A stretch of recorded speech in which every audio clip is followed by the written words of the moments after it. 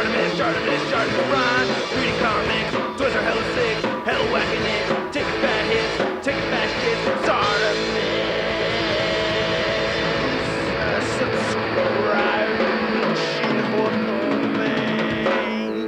My paint apps are a bit of a letdown. Your mentoring skills are definitely a letdown. Hey, what's up you guys? ShartimusPrime here doing another Transformers figure review on the Transformers Masterpiece MP-27 Cybertron Security Ironhide. If you're trying to pick this up, it is available right now at Big. Get your big badass toys at BigBadToyStore.com. Click the link in the description below. Oh man, I'm so excited for this. Finally, we've gotten our official Masterpiece Ironhide. I've passed on all the third parties. I almost got the iGear version many times. And this is a hefty box over here. It's not that large. Bringing in Tracks over here, you can see the packaging comparison. It's not that much larger than Tracks, you know, so wow. Dang, I can't wait to open this, but it does have some heft to it. There's definitely some weight in there. On the back, you can see all the accessories that he comes with. There is a lot, and you can see him next to Prime and Bumblebee, and he fits in the back of Prime's trailer. And then on this side, you can see he's parting the Red Sea. And not much at the bottom, and you get the Transformers foil at the top. All right, let's get to it and crack this thing open. And here's Ironhide out of the packaging, and I absolutely love this figure. Now the packaging segment that you had just watched was filmed over 2 months ago. That whole time since then I have been playing with this figure. It has been on my coffee table, watching TV shows with the wife. I've been transforming him, just playing with the different accessories, and I just love the figure. I'm very happy with it. Now over time I've come across a couple of things that I don't like about it, a couple of loose joint things here and there, but I mean really for the most part this thing is just beautiful. I love that he comes with a ton of accessories, and just his regular van mode over here, it just looks so good. It's just so solid, and you know, the packaging was hefty just because this guy is just a very dense figure. And he rolls splendidly, so I just have to show that off first off before we get into the details. And he comes with all of these accessories that are stored right here in the fake van part, you know what I mean? If you have the G1 figure, you know what they're replicating with this. I love that we get the flame effects right here for his boosters. He has the radar thing, he has his 2 guns, then he comes with the interchangeable hands. I think these shoot ice, or is it fire? He's like basically an elemental. Same thing with these parts right over here, and then these little nozzle pieces. Then underneath you get face! Yeah, so he has his interchangeable face right there underneath. So I think it's great that we get that. We also get the trading card right here with some new art design, which I really like. That looks awesome. Same thing on the back. And then this right here says Mushi Mushi Aisukune Ain Kukudu. Then on the back it says nothing. You also get this little interchangeable piece right over here for that scanner of his, and that goes into the chest plate very easily. Then you can also take a look at the instruction booklet, which is ginormous because there's just so many things going on, and it's all written in Japanese. So yeah, for those of you who don't understand Japanese as well as I do, well, you're just basically screwed. Now I love that we get back metal on this guy. I think it came out looking very good, and I love the homage to the G1 toy with that weird face. And this is actually sculpted out. That other face that we got on the G1 figure was just like this black sticker that looked really weird. I don't know what they're thinking with them Diaclones, but anyway, looking on the side, we get that nice stripe going all the way across. I think it looks pretty even. I think it looks actually really good, and I love the blue tinted windows over here. Get that little port right up there on top so you can store some weapons. If you want, you can put his hand blaster right in there and just take that out, or you can use this piece right here, which is similar to what we had gotten with the G1 toy, and you can put that right up top right over there too, and I think that looks very cool. Then looking on the back, you can see we get some more blue tinted windows, a windshield wiper, no license plate, more vac metal right there that is held up nicely, you know. And then looking right here, we get some silver on those rims. Not looking too bad. I mean, it's just a beautiful look, and look how compartmentalized this is. It's just so well done. I love this thing. Now, back when I originally meant to post this video, I did some size comparisons to some other Masterpiece Autobots, and I lost that video. May have accidentally deleted it, but you can see the pictures right over here. So there's your size comparisons to other Masterpiece figures. Now I can show you the G1 Ironhide compared to the Masterpiece Ironhide, and you can see how similar they are over here. I really like this a lot, seeing the two of them side by side. I think they just did a great job. If you look closely in here, you can see that ugly face I was talking about. You know, it just looks so weird. Now this guy, the way he transforms is you basically discard this whole piece right over here, and when you transform this out and everything, it starts to look like this thing that we get right over there. So that's where this came from, in case you weren't familiar with this. So let's get on to the transformation. Will you take us away, Bumblebee?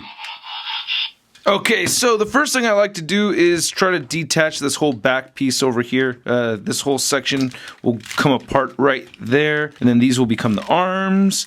And I know this isn't the first review that you've seen of this, is it? Because if it is, I'm truly honored. Now, the arms are a bit tricky on this, but nothing's really too bad as far as, you know, difficulty goes with this whole transformer. And you can see that you get the two hinges right there, and I'm taking the wrist out. And then I'm folding this up, and then that's going to tab into this part of the arm, and there that goes. I'm going to do the same thing to this side, spread that out, take the hand out, then you have those two hinges. This collapses right here, and then this connects into that piece right now. And then you get this other hinge that comes all the way out right there. So now these are out of the way. This is supposed to detach right here. So you can see how that just slides out. You have these two hinges. The arms are supposed to go up first right here, and then you put this piece underneath right there and shift that all the way forward. There you go. See, now you can see the screws are facing you. You want them facing the other way. So I'll rotate that all the way around, and then rotate the elbow so that it's bending towards you. And you can see, okay, so we could try that again. There it goes. That's all you really need to do. Now this part underneath right here, this will detach, and we can get that moving forward. There it goes, and that sounded a bit scary. And we can get that tabbed into the front right over there. Spread the legs out over here. I think it's best though, and you can see how these pieces keep coming off. That's a bit annoying. But anyway, you want to take this piece and move that outward and do the same thing on that side. And then I like to move these down, and then you can get these swung back. You gotta kind of move this out of the way so that you can swing that back. This is a very unorthodox transformation, so bear with me, alright? But it actually may help, because it may help you learn what not to do, right? Maybe? I don't know. But anyway, it's been a long time since I did a Transformers review anyway, so yeah, just bear with me. Okay, so this part right here with the wheels, you want to just fold those twice. They have two hinges in there, and they tuck right in. And you can kind of see what I'm doing. I don't want to zoom in or anything, but you can see right there. This little piece swings all the way out and back. Same thing on this side right here. Want to take that, swing that out and back. This guy will swing down. Now, I always had a little bit of a problem with this. I find myself just bending this and then pushing that down to get that into place. And I feel like I'm doing it wrong, but once I get it into that spot right there, it feels so right. So I don't know. If you want to try that or do something else, let me know if you have a suggestion. And then you can just spin the feet around like that. Spin the feet inward right over here. Take this vac metal piece, kick that back, kick that back. So now he has heels. And then you want to rotate him at the knees right over there. And then all you got to do now is put these tabs right in there. And here's Ironhide all completely transformed. I forgot to take this flap down right over there, that little silver piece. He has the diaper. That's the biggest complaint I have with it. But I think the figure kind of makes up for itself with having exposed nalgas right there. I mean, that is just hilarious. Thank you, Takara, Tomy. Plus, he has two culos, which we'll talk about more in just a minute. But looking at this robot mode overall, I just think it is stunning. It looks like Ironhide. Good articulation as always, and just all the accessories work very well with this. You can see on the back he has the port right over there, so you can get him into flight poses along with the flight stands and everything. He doesn't come with his own flight stand, which would have been nice. And I do have other tiny complaints about this figure, but for the I mean, come on, dude, that's Ironhide! Now here's a close look at head sculpt number 1, and I absolutely love this one. I like both of them really, but this is the one I like more out of the two. I love how the paint came out, very clean, great head sculpt over there. He's got the rockin' mohawk. Got a little rockin' mohawk on Ironhide. Looking very cool. And popping these off is very simple. You just take this piece and then you just shift that out. And I did notice that over time this got a little bit of loosey-goosey right over there. And all you do is you just take the secondary face and nope, they put on Screaming Ironhide. Yeah, and that looks really awesome as well. I think that is cool. I like how the design looks right over here at the very top. You don't have any weird gaps or anything. I guess you could complain about the screws, but it doesn't bother me. One thing I will complain about though is when you get into the articulation, it does get detached over here. You just have that little tab hanging on there, and that gets frustrating. That does pop off. But looking over here, I mean, nothing really different with the grill and the front of the figure and everything. You know, it's supposed to be pretty much the same. The arms look pretty good. He does have the radar thing, which you can see in this pic right over here, so I think that looks pretty neat. And his guns are awesome as well. The only problem is that getting him to hold them is very difficult, and taking them out is pretty tricky as well. As you can see, there you have the hinge. At first I would try to get the tab from the gun to go into that hinge, but no, it's supposed to go into this slot right over here at the very bottom. Now you can also get Ironhide to hold his static laser gun, so I'll try to demonstrate how well he holds things, or how difficult it is for him to hold this one right here. I think it was a little, no, alright, there it goes. Okay, there it goes. So yeah, you can't get him holding his guns, it's just tricky. What happened to your arm, Ironhide? So looking at the diaper, it looks pretty good. I like that we get these little crotch flaps right over here, so it does allow for that leg articulation to not be hindered. And then you can see we get some nice silver paint right there, and the legs look pretty solid, you know? Yeah, pretty good looking figure. I really do like this a lot. Now looking on the back over here, you get those nalgas, and he does have those two culos. And I really love that you can actually use any flight stand for this thing. You can use a Figma stand, you can use an SH Figuarts stand, you can use a Mafex stand, you can even use a Marvel Legends stand, and if you really want your Autobot logo showing off while Ironhide's in the air, you can use the stand that came with tracks too. So those all work with this guy. I just absolutely love it. Then looking right over here, you can see that's where this backpack or the jet boosters port right in there, and that goes in very well. And then you can see these guys right over here are painted out very nicely with this translucent yellow and orange, and then we get the white frosty paint right over there at the end. So great effects from Takara on that. I really dig it a lot. And as you can see right here, you can also switch out the hands, so you can see him, you know, doing his parting of the Red Sea and everything. Then you have these different effects right here. Just de-transform it by taking this apart right over here, and then swing this in, then close that up. Then now you have that tab. Then you could put any one of these accessories on there as you wish. As you can see, it just ports right on there. So I think that's really cool. And showing it off, you can do the same thing with this guy right here. And man, I love that gunmetal. That looks great. And then another thing you can do is you can take this piece and you can just go ahead and attach it to his back right over there. I think that's really cool. If you'd like, you can take out the missile. That's a nice added touch. And I think this guy has really good articulation. You can move his head up very far, so he can shoot down those flying Decepticreeps. And he can also look down. Oh, there goes his face. He can look down only a little bit. You get side-to-side movement over here, and you also get some neck pivot. The shoulders move outward. You can rotate them forward. He has a stiff bicep swivel, and that's where it gets detached most of the time, is when you try to move that bicep swivel. You want to get a hold of that cube piece and then rotate the bicep over there. He also bends 90 degrees at the elbow. You get wrist rotation, and he does have hand clamping action right there where all the fingers move together.